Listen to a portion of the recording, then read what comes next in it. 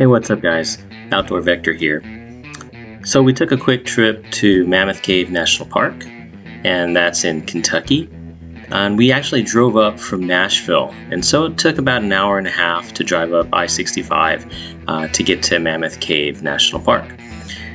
In all, it was a pretty simple drive. You only had one exit you really had to think about, and that's exit number 48, which is going to be coming up here on the right, and then we just take that exit and turn left basically to head towards Mammoth Cave. So something we did have to consider is we visited this past summer, so there were still some COVID-19 protocols going on. And so we actually didn't make a reservation in advance. There were very limited guided cave tours that you could take. So since we didn't make a reservation in advance, we did have to show up at the park early to take advantage of some walk-up, first come, first serve, self-guided tours of the cave. So here you can see us kind of waiting in line outside the visitor center there to make sure we were able to get one of the morning slots to do a self-guided tour. Just past 7:30 in the morning. And in the self-guided tour itself, you kind of get to see some of the big main rooms at the beginning of Mammoth Cave, but you don't get deeper into the cavern itself.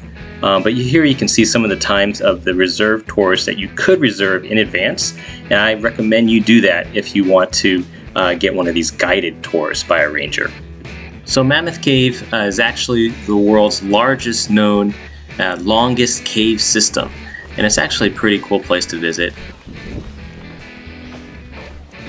When you do sign up for a tour, whether that's ranger-led or self-guided, before you start heading down to the mouth of the cave, you'll want to meet up at the shelter above, and they'll have lettered shelter areas where you'll go and you'll hear a brief safety talk given by a ranger before you head down to the cave itself. I'll go over the safety information with you. All right, good deal. Thank you. Just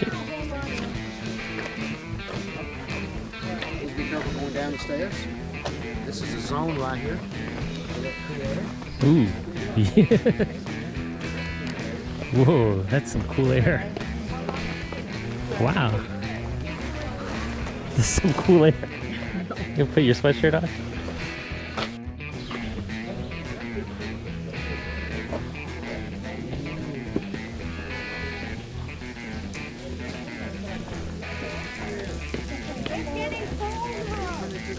So remember, you will be visiting the cavern here, and once you get into the cave, or actually right before you drop into the cave, it is quite cool. So make sure you bring a sweatshirt, sweater, or jacket, just to keep you a little warmer from the cold air. As we go into the cavern here, there's not much too else to see, just because it is a cavern, and so it's pretty low light. So I'll go ahead and I'm just going to cut out some of the clips where there's a little more illumination from the lights they have down in the cave, so we can see things a little better. Wow, this is some big breeze that comes through here.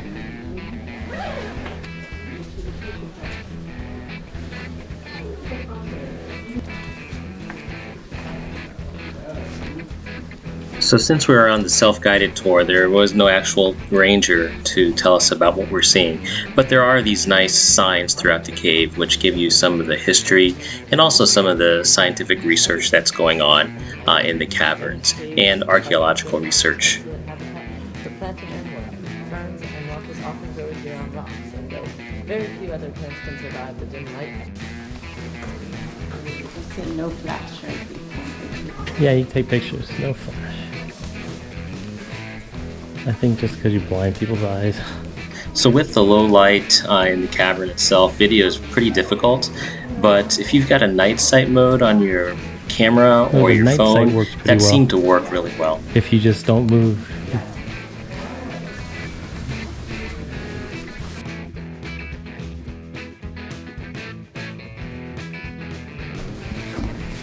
The rotunda.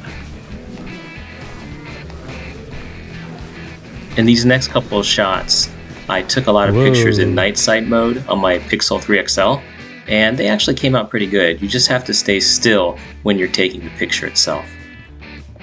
Here are some additional shots I took with night sight mode enabled on my camera.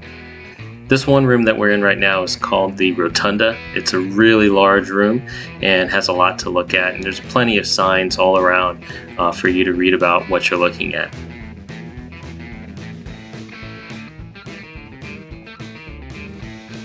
This next area here is called the Audubon. It's a really long, expansive passage that I believe is 30 feet tall and 60 feet wide.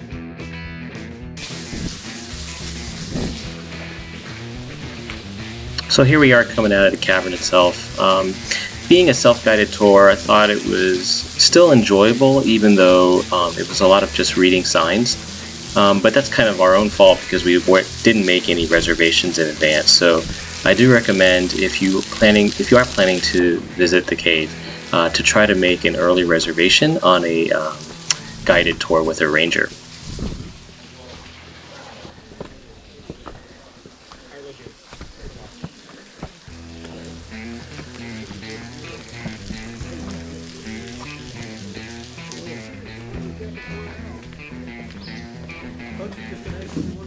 When you do come out of the cave itself, they'll have you walk over these little shoe washing stations or footwear washing stations, and that's just so that you don't carry any microbes and I believe fungus of some type out of the cavern itself and spread it around.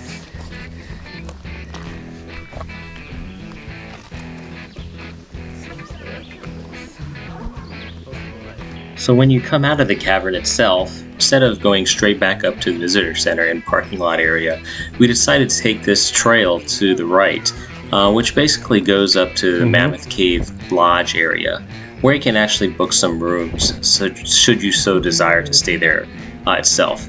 There's also camping and a lot of other things to do at Mammoth Cave National Park besides the cavern, so go ahead and check out the MPS National Park Service website to get more information on that, and I'll put that website here and down below in the description as well.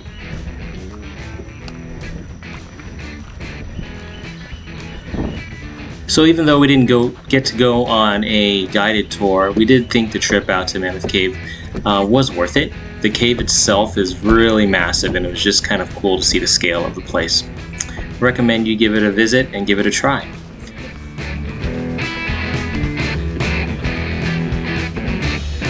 Make sure you do get your MPS National Park stamp too when you visit there.